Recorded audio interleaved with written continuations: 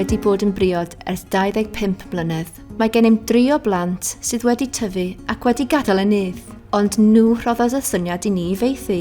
Roeddwn ni gyd yn arfer mynd i garafan fy mam yn ystod yr haf, ac roedd y plant yn arfer chwarae gyda phlant eraill oedd a thalioedd maeth. Fe wnaeth i ni feddwl bod gennym lawer i'w gynnig fel teulu, ac y gallen ni roi'r un sefydlogrwydd i blant eraill ar hyn a gafodd ein plant ni. Pan wnaethom ddechrau Maethu, roedd gydag asiantaeth annibynnol. Yna, fe wnaethom gysylltu â thîm Maethu awdurdod lleol Wrecsam, wedi deulu maeth rydyn ni yn ei nabod eu canmol. Mae'r gefnogaeth a'r cyngor rydyn ni yn ei gael yn wych, ond maen nhw hefyd yn ymddiried yn ac yn gwrando arnom. Fe wnaethon nhw ymdrech fawr i'n para a phlant lleol, oedd yn ymffitio ar hyn oedd gennym ni i'w gynnig.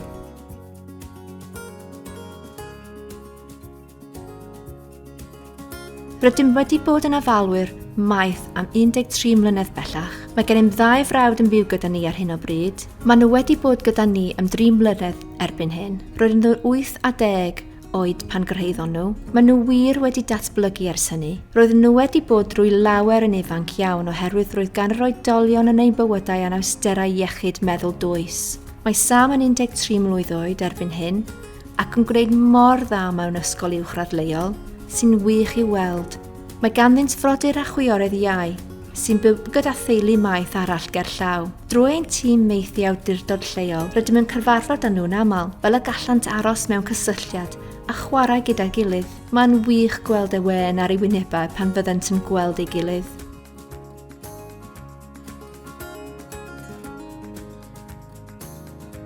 Rydw i'n credu bod yn rhaid i chi fod yn ddibwniadwy a pheidio rhoi fyny'n hawdd i fod yn rhiant maeth. Ydych chi'n cytuno?